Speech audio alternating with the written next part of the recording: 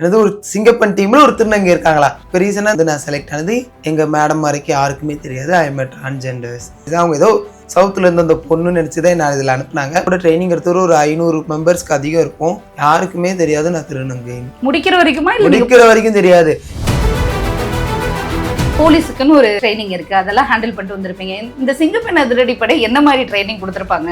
நிறைய பேருக்கு என்னன்னா போலீஸ்காரங்கள தான் வந்து போட்டிருக்காங்களா இல்ல ஜென்ரலா இருக்கக்கூடியவங்க எந்த ட்ரைனிங்குமே இல்லாம உள்ள வந்துட்டாங்களான்ற கேள்விலாம் இருக்கு. கண்டிப்பா அதை சொல்லிதான் ஆகணும்.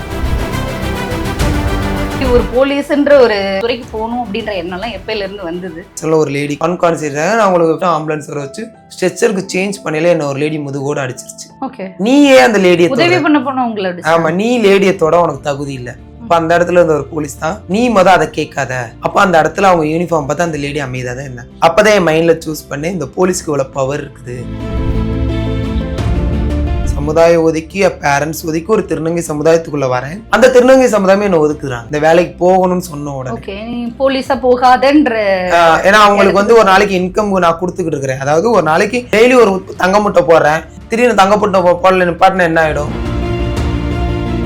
இப்போ நான் டியூட்டி எல்லாம் பாக்குற இடத்துல எங்கேயாவது ஒரு இடத்துல போயிட்டு பாத்ரூம் பையில ஒரு மாதிரி அவங்க பாக்குற விதமே தெரியும். சில இடங்கள்ல இந்த பப்ளிக் டாய்லெட் எல்லாம் யூஸ் பண்ணல கதை தொட்டுவாங்க. அக்கா இருங்கக்கா வரேன்னு உடனே வெளியே போய் கம்ப்ளைண்ட் பண்ணாங்க. யாரும் உள்ள ஒரு ஆம்பளையால் இருக்குது. சாக்ஸ், யூனிஃபார்ம், எங்களோட திங்ஸ் மட்டுமே ஒரு 20-25,000 வந்துச்சு. அதுக்கு உதவி பண்ண கூட எங்க திருநங்கை சமுதாயம் யாரும் வரல. அந்த டயத்துல என்னோட காவல்துறை அதிகாரிகள் தான் என்னை ஹெல்ப் பண்ணாங்க. ஹெல்ப் பண்ணி சென்னையில இருந்து ஒரே ஒரு திருநங்கையா பெண்களுக்கான காவலர் பயிற்சி அதுல போய் ட்ரைனிங் முடிச்சுட்டு வந்தேன். இப்ப என்ன சொல்றாங்க வீட்டுல இருக்கவங்க? ஏன்னா வீட்டுல அடிச்சாங்கன்னு சொன்னீங்க, அங்க இருந்து நீங்க சென்னைக்கு ஓடி வர வேண்டிய சூழல் வந்தது. இப்ப குடும்பத்துல எல்லாரும் எப்படி பாக்குறாங்க, எப்படி அணுகுறாங்க உங்களை? எங்க திருநங்கை சமுதாய பொண்ணுங்க இந்த மாதிரி சில முறைகள் இருக்குது. ஆனா எனக்கு யாரும் இல்ல, இது வரைக்கும் இல்ல. நம்மளை பார்த்து ஒரு 4 பேர் வெளியில வந்தாலும் எனக்கு ஒரு சந்தோஷம். நம்மள நான் தூக்கி விடணும்னு ஆசைப்படுறேன். பட் எனக்கிட்ட என்ன சார்ந்த திருநங்கைகள் யாரும் இல்ல. தாவேகா அரசாங்கம் வந்திருக்கு. இந்த அரசாங்கத்தின் மேல நிறைய சந்தேகங்கள் வைக்கிறாங்க. சிங்கப்பெண் சிறப்பு அதிரடிப்படை மேல மிகப்பெரிய சந்தேகங்கள் வைக்கிறாங்க. சரியா செயல்பட்டுருவாங்களா அப்படின்னு வைக்கிறாங்க. இது வந்து நான் மக்களுக்கு தான் அந்த கருத்தை சொல்லுவேன். ஏன்னா ஒரு புதிய ஒரு ஆட்சி மாற்றத்தை நீங்க தான் கொண்டு வந்திருக்கீங்க. ஆட்சி மாற்றத்தை கொண்டு வந்தேன்னா ஒருத்தங்க சந்தேகப்படக்கூடாது. நக்கலா பேச சிலர்லாம் எங்க மேடம் எங்க ஏரியா அந்த பொண்ணு, எங்க ஏரியா அந்த பொண்ணுன்னு வந்துச்சு. எனக்கு அதுவே மிகப்பெரிய வரம். ஏதாவது ஒரு திருநங்கே பொண்ணுன்னு ஏத்துக்கிட்ட உலகம் இது. அதுவே எனக்கு ரொம்ப சந்தோஷமா இருந்துச்சு அந்த டைத்துல.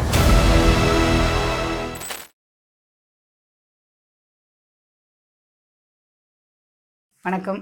வணக்கம். சிங்கப்பெண் அதிரடிப்படையோட முதல் திருநங்கை தீபிகா அப்படின்றத நாங்கள் சேனலில் இன்ட்ரடியூஸ் பண்ணுறதுல ரொம்ப பெரிய சந்தோஷம். முதல்ல எப்படி இருக்குது இந்த பதவி, இந்த பொசிஷன் அப்படின்றது எப்படி இருக்குது உங்களுக்கு ஹோல்ட் பண்ணிக்கும் போது? சந்தோஷமா இருக்குது ஃபர்ஸ்ட் இதை சொல்லணும்னா. ஏன்னா வந்து இந்த சமுதாயம் ஒதுக்குன ஒரு திருநங்கை சமுதாயத்திலேருந்து வந்த ஒரு திருநங்கைனா இன்னைக்கு பெண்கள் பாதுகாப்புக்கு ஒரு பெண் டீமோட நான் இருக்குது. எனக்கு ரொம்ப சந்தோஷம். ஓகே, ஒரு பெண்கள் வந்து ஒரு பொதுவான ஒரு இடங்கள்ல பொதுவான ஒரு வேலைகளை பார்க்குறாங்கன்றதே வந்து இத்தனை ஆண்டு காலமாக வந்து ஒரு பெரிய ஸ்ட்ரகிளாக இருந்தது. இன்னைக்கு திருநங்கைகள் அப்படிங்கும் போது இன்னும் ஸ்ட்ரகிள்ஸ் அதிகம். அப்படி ஈஸியாலாம் அவங்க வழி விட்டுற மாட்டாங்க, உள்ள போயிட முடியாது. அப்போ நீங்க போலீஸா ஒன்று இருந்துட்டு இப்போ அங்கேருந்து இப்போ இந்த மாதிரியான ஒரு முக்கியமான இந்த தாவை காட்சி அமைஞ்சதுக்கு அப்புறமா இந்த சிங்கப்பெண் அதிரடிப்படையில் நீங்க செலக்ட் ஆகுறீங்க, அதில் போறீங்க அப்படின்றது உங்களுக்கு எப்படி இருக்கு? இந்த ஸ்ட்ரகிள்ஸ் வந்து எப்படி இருக்கு? இந்த ரெண்டுத்துக்கும் டிஃப்ரெண்ட், அந்த போலீஸா இருந்ததுக்கும் இப்போ சிங்கப்பெண் அதிரடிப்படையில் இருக்கிறதுக்கும் எப்படி இருக்கு? நான் 2022 போலீஸ் செலக்ட் ஆகி உள்ள வந்தேன். அப்போ நான் போலீஸ் ஆகையில கூட இந்த அளவுக்கு என்ன இந்த ஒரு மீடியா வந்து ஒரு திருநங்கை செலக்ட் ஆயிருக்காங்க. அதாவது நான் 10ல் ஒரு நியூஸ் அவ்வளவுதான். அப்படி ஒரு 4 வருஷம் 4.5 வருஷம் ஓடிருச்சு. இப்போ ரீசனாக இந்த சிங்கப்பன் டீம்ல வந்து நான் செலக்ட் ஆனது எங்க மேடம் வரைக்கும் யாருக்குமே தெரியாது. I am transgenders. கொஞ்சம் ஃபோல்டா பேசுவேன், தைரியமா பேசுவேன். அவங்க ஏதோ சவுத்துல இருந்து அந்த பொண்ணு நினைச்சுதான் நான் இதுல அனுப்புனாங்க. அதுக்கப்புறம் அந்த ட்ரைனிங்லாம் முடிச்சு வந்ததுக்கு அப்புறம் தான் நான் ஒரு திருநங்கைன்னு தெரியும். அப்போதான் வந்து இந்த லான்ச் இந்த சிஎம்மோட ப்ரோக்ராம்ல மீடியாலலாம் ஃபோட்டோ எடுக்கக்கூடாது வைக்கக்கூடாதுன்னு சொல்லியிருந்தாங்க. எங்களுக்கு கொடுத்த இன்ஸ்ட்ரக்ஷனை தான். அப்போ என் கூட ஒர்க் பண்ற ஒரு மேடத்தோட ஃபோட்டோ எடுத்தேன். பப்ளிக் நான் வந்து சிங்கப்பெண் டீமோட சேர்ந்த பெண் அப்படின்னு நினச்சி வந்து எடுத்தாங்க. அப்படி எடுக்கையில தான் வந்து எங்க நம்ம இந்த சூளமேடு ஏரியா சேர்ந்த ஒரு மேடம் ஒரு அக்கா பார்த்துட்டு இவங்க எங்க ஏரியா தான், எங்க ஏரியா எங்க பக்கத்து ஏரியா தான், இவங்க திருநங்கை தான் போலீஸா இருக்கிறாங்க, ஆல்ரெடி போலீஸ் அப்படி என்னது ஒரு சிங்கப்பெண் டீம்ல ஒரு திருநங்கை இருக்காங்களா. அப்பதான் என்னோட நியூஸ் இதாகுது. அதுக்கப்புறம் பார்த்தா இப்போ வரைக்கும் என்னோட ஷெடியூல் வந்து கொஞ்சம் கூட ரெஸ்ட் இல்லாத ஷெடியூல் தான். கண்டினியூவா டியூட்டிக்கும் போறேன், அது முடிச்சு இந்த மாதிரி மீடியாங்களுக்கு என்னோட இன்டர்வியூ கொடுத்துக்கிட்டு இருக்கேன். ஸோ ஹாப்பியா இருக்கேன். அதாவது போலீஸாய் தெரியாத தீபிகா சிங்கப்பெண் டீம்ல இன்னும் நல்லா எல்லாருக்கும் தெரியுது. தாவேக்கா அரசு அமையும் போதே வந்து சிங்கப்பெண் அதிரடிப்படைன்னு ஒன்று அமைக்க போறாங்க. அது எப்படி சாத்தியமா இருக்கும்? ஏன்னா சிஎம் அவர்கள் வந்து முதல் கையெழுத்தே வந்து சிங்கப்பெண் அதிரடிப்படைக்கு தான் வந்து போட்டாங்க. அந்த 3 கையெழுத்திலும் அந்த கையெழுத்தும் ஒரு முக்கியமான கையெழுத்து. அப்போ இந்த அதிரடிப்படை எப்படி செயல்பட போகுது அப்படின்ற கேள்விகள்லாம் வந்துச்சு. எப்படி செலக்ட் பண்ண போறாங்க? இந்த செலெக்ஷன் ப்ராசஸ் எப்படி நடந்தது? இது உங்களுக்கு யார் இதுக்கான அழைப்பு கொடுத்தது அப்படின்றதெல்லாம் இருக்குல்ல? அது இருக்குது. பட் இது வந்து என்னன்னா நம்மளோட தனிப்பட்ட சில வேலைகள்ல நம்மளோட பெர்ஃபார்மன்ஸ் கொடுத்துருப்போம். அதுவும் நம்ம ஹையர் ஆஃபீஸருக்கு டெய்லி வந்து கொடுக்கறது. அதுல வந்து செலக்ட் பண்ணி தான் இந்த டீமே செலக்ட் பண்ணாங்க. பட் அந்த டீம்ல நான் வருவேன்னு எதிர்பார்க்கல. ஏன்னா வந்து என்னோட பெர்ஃபார்மன்ஸை பொறுத்தவரை என்னைக்குமே இருந்தாலும் சரி, இப்பயும் சரி எப்பயும் சரி நியாயமா கரெக்டா நடந்துக்கணும். ஒருத்தவங்க வந்து நம்ம கிட்ட அவங்களோட குறையோ ஒரு கஷ்டத்தை சொல்ல வரையில அந்த இடத்துல நம்ம ஒரு பொறுமையா நின்று நிதானமா கேட்டாலும் அவங்களோட குறைகள் தீர்க்க ஏதோ ஒரு வழிகள் பிறக்கும். அந்த மாதிரி ஒரு நிதானத்தோடு இந்த வேலையில நான் போலீஸ் வேலைக்கு உள்ள வந்ததுலேருந்து பணியை சிறப்பாக செஞ்சுட்டு வந்தேன். ஒருவேளை அது என்னோட அந்த நிதானம் பொறுமைங்கிற விஷயம் எங்க ஹையர் ஆஃபீஸருக்கு என்ன ரொம்ப பிடிச்சிருந்துச்சு என்னமோ தெரியல. என்னை செலக்ட் பண்ணாங்க. செலக்ட் பண்ணி அன்னைக்கு ட்ரைனிங் போற அன்னைக்கு எங்க ஃபேமிலி இங்க வந்திருந்தாங்க. அவங்கள ஊருக்கு கூட சென்ட் ஆஃப் பண்ண முடியல. ஏன்னா நான் 4 மணிக்கு இங்க இருந்து ட்ரைனிங் கிளம்பணும். அவங்களுக்கு 7 மணிக்கு இங்க இருந்து ஊருக்கு சவுத் சைடுனாங்க. அவங்க ஊருக்கு போறதுக்கும் ட்ரெயின் ஏற்றணும். ஒரே நேரத்துல 2 பக்கம் மாட்டிக்கு முடிச்ச மாதிரி நான் ஃபேமிலியோட சொல்றேன், உங்களை ஒரு ஆள் சேஃபா ஏற்றி விட்றாங்க, நீங்க போங்க. எனக்கு என்னோட வேலை முக்கியம். 2வது நான் சொசைட்டில நான் சொசைட்டிக்கு சேவை செய்ய அந்த வேலைக்கு வந்திருக்கேன். மக்களுக்கு பணி செய்த இந்த வேலையை நான் சூஸ் பண்ணி எடுத்ததுனால நான் அங்க போறேன்ட்டு தெரிஞ்சவரா நான் அவங்கள ஃபேமிலியெல்லாம் அனுப்ப சொல்லிட்டு நான் ட்ரைனிங் போயிட்டு நல்லபடியாக ட்ரைனிங் முடிச்சு வந்தேன். ஓகே, இப்போ இந்த திருவள்ளூர்ல தான் வந்து காவலர் பயிற்சி பள்ளியில தான் வந்து உங்களுக்கான ட்ரைனிங் நடந்தது. ஆமா. எவ்வளவு பேர் அங்க இருந்தாங்க? நீங்க திருநங்கை அப்படின்னு போய் அங்க ஜாயின் பண்ணி அவங்களோட ட்ரைனிங் செஷன் போகும்போது சக காவலர்கள் உங்களை எப்படி ட்ரீட் பண்ணாங்க? எல்லாருக்கும் எவ்வளவு சந்தோஷமா இருந்தது? இல்ல வேற ஏதாவது நீங்க இடையூறுகளை சந்திச்சிங்களா அப்படின்றது இருக்குல்ல? கண்டிப்பா இதை சொல்லி ஆகணும். என் கூட வந்து தமிழ்நாடு ஃபுல்லா இருக்கிற ஒவ்வொரு மாவட்டத்திலையும் ஒரு குறிப்பிட்ட சில பெண்களை தான் இந்த டீமுக்கு செலக்ட் பண்ணி அனுப்புனாங்க. அப்படி இருக்கல எங்க கூட ட்ரைனிங் எடுத்துகிற ஒரு 500 மெம்பர்ஸ்க்கு அதிகம் இருக்கும். யாருக்குமே தெரியாது நான் திருநங்கைன்னு. முடிக்கிற வரைக்கும் தெரியாது. ஏன்னா உள்ள நான் கமாண்ட் கொடுத்துக்கிட்டு இருப்பேன். அப்பதான் சொல்லுவேன். அப்போ கூட யாரும் என்ன சொல்ல மாட்டாங்க. நான் ஜாலியா எப்பயுமே வந்து ஒரு விஷயத்துக்கு உள்ள போயிட்டோம்னா ஹாப்பியா இருக்கணும்னு ஆசைப்படுறாங்க. அப்படி இருக்கையில வந்து அவங்க என்ன ஏதாவது ஒண்ணு கமாண்ட் பண்ணிக்கிறதால நான்லாம் கண்டுக்கிடவே மாட்டேன்.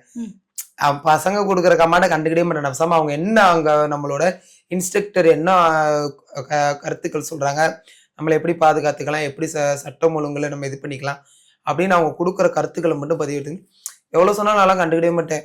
அந்த மாதிரி இருக்கையில நான் அந்த ட்ரைனிங் முடிக்கிற வரைக்கும் நிறைய பேருக்கு நான் திருநங்கைனே தெரியாது.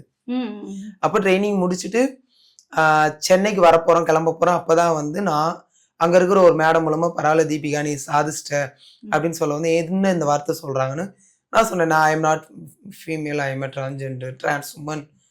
இது நீ திருநங்கையா? சத்தியமா எங்களுக்கு தெரியல அப்படின்னு அவங்களே ஒரு ஆச்சரியப்பட்ட இடம் அந்த இடம். ஓகே, ரொம்ப கேட்க சந்தோஷமா இருக்கு. பிகாஸ் ஏன்னா சில பேரெல்லாம் சீக்கிரம் ஐடென்டிஃபை பண்ணிட்டு சில இடையூறுகள் வந்திருக்கிறது நம்ம பார்த்துருக்கோம். எதுவாக இருந்தாலும் பட் எந்த ஒரு இடையூறும் இல்லாமல் ஒரு ட்ரைனிங் செஷனை முடிச்சுட்டு நீங்கள் வந்திருக்கீங்கன்றது கேட்க சந்தோஷமா இருக்கு. இல்லை ரொம்ப குறிப்பாக இன்னைக்கு இருக்க காலகட்டத்தில் எல்லாருக்கும் இருக்க ஒரு டவுட் என்ன அப்படின்னா, இப்போ போலீஸாக நீங்கள் ஆகணும் அப்படின்னா ஒரு எக்ஸாம் எழுதணும், போலீஸுக்குன்னு ஒரு ட்ரைனிங் இருக்குது, அதெல்லாம் ஹேண்டில் பண்ணிட்டு வந்திருப்பீங்க. இந்த சிங்கப்பெண் அதிரடிப்படை என்ன மாதிரி ட்ரைனிங் கொடுத்துருப்பாங்க? 6 நாளில் இவங்களுக்கு என்ன ட்ரைனிங் கொடுத்து இவங்க என்ன ப்ராசஸ் பண்ணி எடுத்துகிட்டு வர போகிறாங்க அப்படின்ற கேள்வி எல்லாம் இருக்கு. நிறைய பேருக்கு என்னன்னா போலீஸ்காரங்களை தான் வந்து சிங்கப்பெண் அதிரடிப்படையிலே போட்டிருக்காங்களா, இல்ல ஜென்ரலா இருக்கக்கூடியவங்க எந்த ட்ரைனிங்குமே இல்லாம உள்ள வந்துட்டாங்களான்ற கேள்விலாம் இருக்கு. நீங்க அந்த டீம்ல இருக்கிறதுனால நீங்க சொன்னாதான் அது கரெக்டா இருக்கு. எப்படி செலக்ஷன் போயிருக்கு? போலீஸ் தான் உள்ள இருக்காங்களா, இல்ல இப்போ ஆர்வம் காட்டக்கூடிய பெண்களையும் உள்ள எடுத்துக்கிறாங்களா? அந்த ட்ரைனிங்க்கும் இப்போ உங்களுக்கு அதிரடிப்படையில இப்போ இந்த 6 நாள் கொடுத்த 7 நாள் கொடுத்த ட்ரைனிங்கும் எப்படி இருந்துச்சு? என்னென்ன ட்ரைனிங் கொடுத்தாங்க அப்படின்றத சொன்னா நல்லா இருக்கும். கண்டிப்பா இதை சொல்லிதான் ஆகணும். எனக்குமே நிறைய சோசியல் மீடியால என்னோட கமெண்ட்ல வந்து 40 வயசு 50 வயசுல இருக்கிறவங்க எல்லாம் மெசேஜ் போடுறாங்க, நானும் உங்களை மாதிரி சிங்கப்பெண் டீம்ல செலக்ட் பண்ணணும் என்னன்னு, நான் இங்க எப்படி ஜாயின் பண்ணீங்கன்னு. நான் ஆல்ரெடி சொன்னதுதான். நாங்க 2023 நானும் மட்டும் இல்ல, இதுல இருக்க ஓல் சிங்கப்பெண் டீம்ல இருக்க எல்லாருமே வந்து ஆல்ரெடி போலீஸ் டிபார்ட்மெண்ட்ல ஒர்க் பண்ற பர்சன்ஸ் தான். அவங்க சர்வீஸ் பர்சனா இருக்கலாம், நியூவா ஜாயின் பண்ணவங்களா இருக்கலாம். ஏற்கனவே எங்களுக்கு வந்து ட்ரைனிங்னு வந்து ஒரு 7 மாசம் கொடுப்பாங்க. அந்த 7 மாசத்துல கொடுத்தது அந்த 7 நாள்ல கொடுத்தாங்க. வேற ஒரு வித்தியாசமும் இல்ல. எங்களுக்கு 7 மாசத்துல வந்து எப்படி ஒரு சட்டம் ஒழுங்குக்கு காவல்துறைக்கு போனா நம்ம எப்படி செக்ஷன் பண்ணுவோம், ஒரு அடிதடி கேஸ் வந்தா என்ன செக்ஷன் போட்டு அவங்கள ரிமாண்ட் பண்ணணும், ஒரு கொலை கேஸ் வந்தா என்ன பண்ணணும், ஒரு தவறான ஒருத்தங்களை திட்டா என்ன கேஸ் போடணும், இந்த மாதிரி எல்லாத்துக்கும் எங்களுக்கு வந்து உள்ள லா கிளாஸ் நடக்கும். அது போக பிசிக்கலாவும் எங்களுக்கு கிளாஸ் நடக்கும், வெப்பன் பயிற்சி. அப்புறம் வந்து அந்த வெப்பன் பயிற்சி இல்லாமல் நம்மளே அந்த இடத்துல தற்காத்து கொள்றதுக்கு மாஸ்டர் ஆர்ட்ஸும் சில விஷயம் கமாண்டோ டீம்ல இருந்து சொல்லி கொடுப்பாங்க. அந்த 7 மாசம் நடந்தது. அந்த 7 நாள் எங்களுக்கு கொஞ்சம் குறுகிய காலகட்டத்தினால இப்ப புதுசா ஒருத்தங்கிட்ட வந்து ஒரு 7 நாள் எல்லாத்தையும் கத்து கொடுத்துருக்க முடியாது. ஒரு நார்மலா ஒரு டீச்சர் இருக்கிறாங்கன்னா அந்த டீச்சருக்கு போயிட்டு ஒரு சப்ஜெக்ட் உடனே எடுத்து அவங்க புரிஞ்சுக்கிடுவாங்க. இப்போ புதுசா ஒரு டீச்சரை போய் அந்த சப்ஜெக்ட் எடுங்கன்னா கொஞ்சம் தயங்குவாங்க. அது மாதிரிதான் எங்க டிபார்ட்மெண்ட்ல போலீஸா நாங்க ஏற்கனவே இருந்த ஒரு பர்சன்ஸ் தான் இவங்க வந்து அவங்களோட கேட்டகிரி வைஸா அவங்களோட பர்ஃபார்மன்ஸ் பார்த்து இவங்கெல்லாம் செலக்ட் பண்ண இந்த டீம் கரெக்டா இருக்கும் அப்படின்னு ஹையர் ஆஃபீஸரோட ஒரு ஒப்பீனியனோட ஆல்ரெடி போலீஸா ஒர்க் பண்ண எங்களெல்லாம் செலக்ட் பண்ணிட்டு எங்களுக்கு அந்த ஒரு 7 நாள் ட்ரைனிங். இந்த 7 நாள் ட்ரைனிங் எங்களுக்கு தெரியாத விஷயம்லாம் இல்லை. ஏற்கனவே நாங்க கத்துக்கிட்ட சில விஷயங்களே சில மாற்றங்கள் இருக்குது. ஏன்னா வந்து ஐபிசி சிஆர்பிசி செக்ஷன்ஸ் இருந்துச்சு இந்திய அரசியலமைப்பு சட்டத்துல. இப்ப வந்து அது டோட்டலா பிஎன்எஸ் அண்ட் பிஎன்எஸ் சேஞ்ச் பண்ணி அந்த இதுல சில மாற்றங்கள் கொண்டு அதெல்லாம் எங்களுக்கு புரிஞ்சுக்கிடணும் அப்படிங்கிறது வந்து இந்த 7 நாள் ட்ரைனிங் நடந்துச்சு. இந்த டீம் இப்ப ஸ்பெஷல் டீம் போடுறாங்க அந்த டீம் அப்படின்னா அந்த டீம் இன்னும் நல்லா ஃபோர்ஸ்ஃபுல்லா இருக்கணும், கண்டிப்பா இதை ஹேண்டில் பண்ணும். அண்ட் உங்களுடைய சேஃப்டியும் அதுல ரொம்ப இம்பார்ட்டன்ட். அதுக்கு ஏதாவது ஸ்பெஷல் இது மாதிரி ட்ரைனிங் மாதிரி ஏதாவது கொடுக்க? அதை தான் சொன்னல அவங்ககிட்ட மாஸ்டர் ஆர்ட்ஸ் எங்களை பாதுகாத்துக்கிறதுக்கு தற்காப்பு கலைகளும் கத்து கொடுத்துருக்காங்க. அது போக இப்ப என்னன்னா ஸ்டார்டிங்ல இந்த சிங்கப்பன் டீம்னு ஒரு பக்கம் ஒரு சிலர் வந்து ஸ்டார்டிங்ல ஒரு மாதிரி பார்த்தாங்க. ஆனா இப்ப இருக்க மக்களோட கண்ணோட்டத்துல ஒரு சின்ன ஒரு பஸ் ஸ்டாண்ட் நாங்க வந்து டெய்லி வந்து சில ஸ்கூல்ஸ்க்கு காலேஜ் பெண்கள் அதிகம் பயன்படுத்துற இடம், ரயில்வே ஸ்டேஷனா இருக்கட்டும் பஸ் ஸ்டாண்டா இருக்கும், அங்கெல்லாம் போயிட்டு அவேர்னஸ் அவங்க பக்கத்துல நிக்கிற மாதிரி ஒரு போட்டோஸ் மட்டும் எடுத்தாலே போதும்.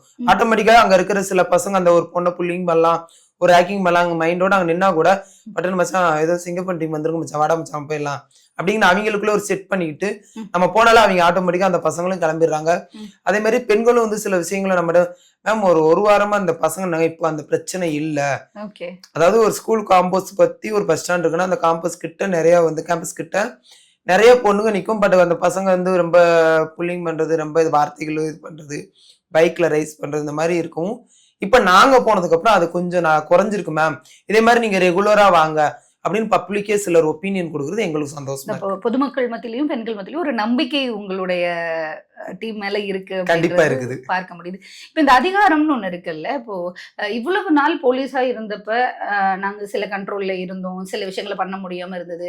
அப்ப இப்ப அதிரடிப்படைக்குன்னு சில ஃப்ரீடம் கொடுத்துருக்காங்க. இது இந்த கேஸ் எல்லாம் நீங்க உடனே ஹேண்டில் பண்ணுங்க, இல்ல இந்த இதெல்லாம் நீங்க பண்ணிடலான்ற அதிகாரம் உங்களுக்கு கொடுக்கப்பட்டிருக்கா? அப்படி ஏதாவது ஸ்பெஷல் இது வந்து உங்களுக்கு கொடுத்துருக்காங்களா? கண்டிப்பா இது வந்து சொல்லிதான் ஆகணும். எங்களுக்கு வந்து ஒரு கேஸை பத்தி ஃபுல் டீட்டெயில் நாங்க வந்து அது இன்வெஸ்டிகேஷன் பண்ணி அந்த கேஸோட அந்த வழக்கோட உண்மைத்தன்மை கரெக்டானது இருந்தா நாங்க வந்து அதுல வந்து எஃப்ஐஆர் போட முடியாது. எங்களுக்கு வந்து அந்த பெண்களை பாதுகாக்கணும், அந்த இடத்துல எந்த ஒரு குற்றம் நடந்தா அந்த குற்றத்துக்கான தண்டனை வாங்கி கொடுக்குற ஒரு பர்சன்ஸ் தான் நாங்க. இப்போ லோக்கலா எடுத்துக்கிட்டோம்னா ஒரு பொண்ணுக்கு ஒரு அசம்பாவிதம் நடந்திருக்கு, ஒரு குற்றம் நடந்திருக்கு, அந்த இடத்துல ஒரு ஆண் போய் ஒரு போலீஸா பேசல அவங்க சில விஷயம் சொல்ல தயங்குவாங்க. அப்படிங்கிறீங்க இங்க இந்த சிங்கப்பன் சிறப்பு அதிரடிப்படையில நாங்க போனதுக்கு அப்புறம் அவங்க ஓப்பனாவே சொல்றாங்க, என்ன இந்த மாதிரி புல்லிங் பண்ணா, இந்த மாதிரி என்னட்டி பேட் டச் பண்ண, என்ன வந்து இது பண்ண அப்படின்னு அவங்க வந்து அவங்களுக்கு என்ன நடக்குதோ அதை வந்து எங்கள்கிட்ட ஷேர் பண்ணேன். அப்ப அந்த வழக்குல உண்மைத்தன்மை இருக்கு அப்படின்னா அதை எல்லாம் விசாரிச்சு அந்த பர்சன் அக்யூஸ்ட இது பண்ணிட்டு அந்த விக்டிம் ஃபர்ஸ்ட் நாங்க எங்க கண்ட்ரோலுக்கு அவங்கள ஒரு பாதுகாப்பா வச்சுக்கிட்டு அவங்க பேரோ அவங்களோட புகைப்படமோ வெளியாற வரவங்களுக்கு பார்த்துக்கிட்டு அந்த அக்யூஸ்ட கொண்டு போய் அந்த லிமிட்ல இருக்கிற அது என்ன மாதிரி தவறுகள் அது என்ன மாதிரி தவறா இருந்தாலும் அந்த தவறுகளும் சில எல்லாரையும் கொடுக்கலாம், ஆளும் கொடுக்கலாம், மகளிர்லயும் கொடுக்கலாம். அதனால இவங்களை கொண்டு போய் மகளிர்ல ஒப்படைச்சு அவங்களை ரிமாண்ட் பண்ணி இந்த மாதிரி பண்ணி கொடுக்கும். அதுல ஃபர்ஸ்ட் எங்களோட சிங்கப்பன் சிறப்பு படையோட முதல் கேஸுமே எங்களோட கேஸ் தான். ஆமா, நான் அதான் கேட்கலான்னு வந்து நீங்களே அதை எடுத்துட்டீங்க. இப்ப முதல் கேஸ் வந்து உங்க டீம்ல இருந்து தான் இது பண்ணிருக்காங்க. இது வந்து எப்படின்னா நாங்க இதை புடிச்சிட்டோம் அப்படின்றத தாண்டி உடனடியான தீர்வுக்கு நாங்க முன்னாடி நிக்கிறோம் அப்படின்றதுதான். இதை வந்து சந்தோஷப்படுற விஷயமா நம்ம சொல்றதை தாண்டி நான் இந்த டீம் எங்களை முடிவு பண்ணிட்டாங்க, நாங்க போனோம் இந்த கேஸை உடனடியா எடுக்கிறோம்னா இந்த மாதிரி எந்த பிரச்சனைகளும் நடக்காம இருக்குன்ற ஒரு நம்பிக்கை கொடுக்கறது. அந்த முதல் கேஸ் எப்படி புடிச்சிங்க அப்படின்றது இருக்கு. கண்டிப்பா அந்த கேஸ் சொல்லணும். 100 கால் எங்களுக்கு வருது. ஏன்னா வந்து இப்போதைக்கு அவசர உதவி நம்பர் 100, 112 தான் வந்து மக்களுக்கே நாங்க வந்து சில விழிப்புணர்வு கொடுக்கையில, பெண்கள் பாதுகாப்புக்கு இந்த நம்பரை கூப்பிடுங்க. அதை மீறி உங்களுக்கு பயமா இருக்கிறதா இருந்தா 1091 நம்பர் உமன்ஸ் ஹெல்ப்லைன் நம்பர் கொடுங்க. குழந்தைகள் சம்பந்தமா இருந்துச்சுன்னா 1098 இந்த நம்பர் கொடுங்க அப்படின்னு சொல்லி நாங்க நிறைய இடத்துல அவேர்னஸ் ஸ்கூல் காலேஜ் இந்த மாதிரி கொடுத்துட்டு வரோம். அப்படி கொடுத்துட்டு எங்களுக்கு ஃபர்ஸ்ட் கேஸ் 100 கால்ஸ் வருது 100க்கு. இந்த மாதிரி ஒரு ஹராஸ்மெண்ட் உமன்ஸ் பத்தி வருது மேம், நீங்க போய் லொக்கேஷன் பாருங்கன்னு லொக்கேஷன் போனோம். அவங்களோட போய் என்கொயரி பண்ணதுல அந்த எதிர் வீடு ரொம்பலாம் கிடையாது, எதிர் வீடு. இவங்க கொஞ்சம் டயர்ட்ல மதியம் அந்த வெயிலுக்கு அதுக்கும் தூங்கிட்டு இருந்திருக்காங்க. இவங்க கிட்ட வந்து அந்த அக்யூஸ்ட் கிட்ட வந்து ஒரு பேட் ஹேபிட் ஃபுல்லா போதை. அவங்க ஒய்ஃப் எல்லாம் இல்லை, அவங்க டைவர்ஸ் வாங்கிட்டு போயிட்டாங்க. ஒரு பேட் ஹேபிட்டே அதுதான், குடிக்கிறது, அடுத்த வீட்டுல எட்டி பார்க்கறது, இந்த மாதிரி சுச்சுவேஷன் நிறைய அந்த தெருக்குள்ள போனோன்னு சொல்றாங்க. அப்ப இந்த விஷயம் கன்ஃபார்மான்னு சொல்லி அந்த லேடி கிட்ட விசாரிக்கல. அவங்களும் இது உண்மைதான் அப்படின்னு சொல்லவும் உடனே அவனை நாங்க தூக்கிட்டு போய் ஆல் உமன் ஸ்டேஷன்ல ஐநாவரத்துல கொடுத்து எங்களோட ஃபர்ஸ்ட் கேஸ் வெற்றிகரமா நாங்க அவங்கள உள்ள போய் ஒப்படைச்ச உடனே அவங்களும் புரிஞ்சுக்கிட்டு சிங்கப்பெண் டீம் கொண்டு வந்திருக்கிறாங்க, இது கரெக்டா தான் இருக்கணும். அவங்களும் விசாரிச்ச வரைக்கும் 100க்கு 100 வருஷம் அது உண்மையாகவும் எஃப்ஐஆர் ஃபைல் பண்ணி அவனை ஜெயிலுக்கு அடிச்சாச்சு. ஓகே. ரொம்ப முக்கியமான விஷயம் இல்ல இது. இந்த நம்பிக்கை தன்மையை உருவாக்குறதுன்றது ரொம்ப ரொம்ப முக்கியமான விஷயம். இப்போ நான் உங்ககிட்ட பர்சனலாவும் கேட்க வேண்டிய விஷயம், இது எல்லாரும் தெரிஞ்சுக்க வேண்டிய விஷயம். நான் ரொம்ப வருஷமா கிட்டத்தட்ட சென்னை வந்து நானுமே 15 வருஷமா நிறைய பேர் பார்த்தீங்கன்னா நிறைய பெண் காவலர்கள் வந்து டியூட்டி டைம்ல ரொம்ப கஷ்டத்தை சந்திச்சிருக்காங்க. பெண் போலீஸ்க்கு வந்து ரோட்ல நிக்கிறதா இருக்கட்டும், வெயில்ல நிக்கிறதா இருக்கும், மழை வெயில்னு பார்க்காம ஒர்க் பண்ணா கூட அன்கம்ஃபர்டபுளான நிறைய சுச்சுவேஷன். இப்போ ஒரு ஆஃபீஸ்க்கு போறோம்னாலே எங்களுக்கு எங்களோட அடிப்படை தேவைகள் அங்கே இல்லைன்னா எங்களுக்கு ரொம்ப கஷ்டமா இருக்கும்ல. அந்த மாதிரி நிறைய பெண் காவலர்கள் வந்து வருத்தப்பட்டிருக்காங்க. நீங்களும் முன்னாடி அந்த டீம்ல இருந்துதான் இப்ப இந்த டீமுக்கு வந்திருக்கீங்க. இப்போ இந்த அரசாங்கம் அமைஞ்சதுக்கு அப்புறம், இந்த சிங்கப்பெண் அதிரடிப்படை ஒண்ணு அந்த டீம் ஃபார்ம் பண்ணதுக்கு அப்புறம் உங்களுடைய தேவைகள் எப்படி எப்படி பூர்த்தி செய்யப்படுது அப்படின்றது தெரிஞ்சுக்கணும் அப்படின்றது இருக்கு. ஏன்னா இப்போ நீங்க போறீங்க காலையில இருந்து, நீங்க சொன்னீங்க காலையில இருந்து நாங்க இத்தனை மணி வரைக்கும் நின்றுட்டு வரோம், நாங்க எங்கெங்கெல்லாம் பொது இடங்கள்லாம் யூஸ் பண்றோம், பொது இடங்கள்லாம் போய் நாங்க சேஃப்டிக்கு நிக்கிறோம். உங்களுடைய சேஃப்டி, உங்களுடைய ஹெல்த் அப்படின்றது ரொம்ப ரொம்ப முக்கியம் இல்லை? அந்த மாதிரியான விஷயங்கள்ல அரசு கவனம் செலுத்துறாங்களா? அதுக்கு ஏதாவது ஏற்பாடுகள் பண்ணப்படுது? ரொம்ப ஏர்லி டைம்ல நான் கேட்கிறேன், ஏன்னா இப்பதான் அமைச்சிருக்காங்க, அதுக்குள்ளேயே இவ்வளோ எதுவும் கேட்கக்கூடாது. பட் ஆனால் அந்த ப்ராசஸ்க்காக ஏதாவது பேச்சுவார்த்தைகள் போதா அப்படின்றது தெரிஞ்சுக்கணும் அப்படின்றதுதான். கண்டிப்பா அந்த பேச்சுவார்த்தைகள் போய்கிட்டு இருக்குது. ஏன்னா போலீஸோட ஒண்ணு சொல்லணும்னா, எங்களுக்கு உள்ள ட்ரைனிங்லேயே கற்றுக் கொடுத்து சகிப்புத்தன்மைன்னு ஒன்று இருக்குது. அதாவது அங்க நம்ம இங்க டியூட்டி பார்க்குறோம், அந்த இடத்துல இடிய விழுந்தாலும் அந்த இடத்த விட்டு நகலக்கூடாது. இதுதான் எங்களுக்கு வந்து தாரக மந்திரம் மாதிரி ட்ரைனிங்லேயே சொல்லி கொடுத்து சகிப்புத்தன்மை. ஒரு 3 மணி நேரம் நிக்க வைப்பாங்க ட்ரைனிங்லேயே, வெப்பன் தூக்கிட்டு. அப்போ நம்மளுக்கு கால் வலிக்கு சார், கை வலிக்கு சார்னு சொல்லவும் முடியாது. ஏன்னா நம்ம வந்து நம்மளோட அந்த இடத்துல நம்ம நிக்கிறோம்னா நம்மளை இப்ப நான் ஒரு போலீஸா அந்த இடத்துல நிக்கிறேன்னா அங்க இருக்க 100 பேர் பாதுகாப்பா இருப்பாங்கன்னு அவங்களுக்கு ஒரு நம்பிக்கை. இந்த இடத்துல போலீஸ் இருக்காங்க, நம்ம தைரியமா இருக்கலாம் அப்படிங்கிற ஒரு பாதுகாப்பு. அந்த 100 பேருக்கு நான் தைரியம் கொடுக்கணும்னா நான் என்னோட விஷயத்த கொஞ்சம் சகிப்புத்தன்மையோட ஏத்துக்கிட்டு தான் ஆகணும். நானும் அந்த வேதனைகளை அனுபவிச்சதுனாலதான் அதுல எனக்கு கொஞ்சம் ஹெல்த் இஷ்யூஸ் எல்லாம் ஆச்சு. அதுல இருந்து கொஞ்சம் ரெக்கவர் ஆகிலாம் வந்துட்டேன். ஏன்னா அவங்க இடம் குறிப்பா கேக்குறேன்னா, பெண்களுக்கே சில இடங்கள்ல வந்து முடியாது. இப்போ திருநங்கையா இருந்தா நான் ஓப்பனாவே கேட்குறேன், சில இடங்கள்ல டாய்லெட் யூஸ் பண்றதா இருக்கட்டும், போய் உட்காந்து சாப்பிட்ற விஷயங்களா இருக்கட்டும், அதெல்லாம் ரொம்ப கஷ்டமா இருக்கும். நீங்க எப்படி ஹேண்டில் பண்றீங்கன்றதை தெரிஞ்சுக்கணும்ல, அதுக்காக தான். இல்ல அது உண்மைதான் நீங்க சொன்னதால. இப்போ நான் டியூட்டி எல்லாம் பாக்குற இடத்துல எங்கேயாவது ஒரு இடத்துல போயிட்டு பாத்ரூம் பையில ஒரு மாதிரி அவங்க பாக்குற விதமே தெரியும். ஆமா நான் திருநங்கை தான், அதெல்லாம் உள்ள போலீஸ் அந்த யூனிஃபார்ம்ல போய் கேட்கல அவங்க வாய்ஸை பார்த்துட்டு ஒரு மாதிரி மேலே எங்கேயும் ஃபர்ஸ்ட் நோட் பண்ணாங்க. நான் உண்மையை சொல்லி கேட்டு ஒரு சிலர் ஏத்துக்கிட்டு அவங்களோட வீடியோஸ்களும் ஒரு டாய்லெட் யூஸ் பண்ண. சில இடங்கள்ல இந்த பப்ளிக் டாய்லெட்லாம் யூஸ் பண்ணல கதவை தட்டுவாங்க, திட்டின்னு வந்து யாரோ ஒருங்க அக்கா இருங்கக்கா வரன்னு உடனே வெளியே போய் கம்ப்ளைண்ட் பண்ணாங்க, யாரோ உள்ள ஒரு ஆம்பளையாள் இருக்குது அப்படின்னு வாய்ஸ் கேட்டேன்னா. அது நிறைய ஸ்ட்ரகிள் எல்லாம் நானும் தாண்டி தான் வந்திருக்கிறேன். ஆனா இந்த சொசைட்டிக்கு என்னோட சேவையை கொடுக்கணும் அப்படின்னா என்னோட சகிப்புத்தன்மை அந்த இடத்துல இருந்தாதான் என்னால கண்டிப்பா ஜெயிக்க முடியும் அப்படிங்கிறப்ப தான் இன்னைக்கு நிறைய இடத்துல நான் சாதிச்சுட்டு வரேன்.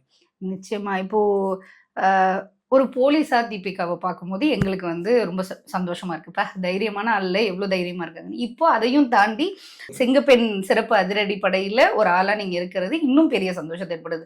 பார்த்தாலே தைரியமா இருக்கும், உங்களை பார்த்து பயப்பட வேணாம், தைரியமான ஆள் எல்லாத்தையும் ஹேண்டில் பண்ணிடுவாங்க, நம்மளால பேச முடியுது. ஆனா தீபிகா இந்த இடத்துக்கு வர்றதுக்கு நடந்த ஸ்ட்ரகிள் இருக்குல்ல, அது ரொம்ப ரொம்ப முக்கியமான ஒரு விஷயம். அந்த இடத்த கிராஸ் பண்ணி வந்து நான் இங்க நிக்கிறேன்னா எல்லாராலையும் முடியும், நீங்க வாங்கன்னு உங்க சமுதாய மக்களுக்கா இருக்கட்டும், இல்ல ஜென்ரலா இருக்கிறவங்களுக்காக இருக்கட்டும், நீங்க ஒரு இன்ஸ்பிரேஷனா இருக்கீங்க. இந்த சென்னையை சூஸ் பண்ணி இங்க வந்து இல்ல இப்படி ஒரு போலீஸ்ன்ற ஒரு இடத்துக்கு வரணும், இந்த துறைக்கு போகணும் அப்படின்ற எண்ணம்லாம் எப்பயில இருந்து வந்தது? இந்த சென்னையை ஏன் சூஸ் பண்ணீங்க அப்படின்றது இருக்குல்ல. அது சென்னையை நான் சூஸ் பண்ணல, சென்னை தான் என்ன சூஸ் பண்ணுச்சு இந்த இடத்துல.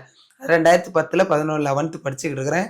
வீட்டில் ஜெண்டர் இஷ்யூ அது. நான் வந்து ஒரு குக்கிராமம். எங்கள் ஊர் வந்து தென்காசி மாவட்டம் சிவகிரி வட்டம் விஸ்வநாதபேரின்னு ஊர். அந்த டயத்தில் நான் வர டயத்தில் ஒரு 17 இயர்ஸ் பேக் போகையில் அந்த ஜெண்டரை பற்றி எந்த ஒரு விழிப்புணர்வும் கிடையாது கிராமங்களில்.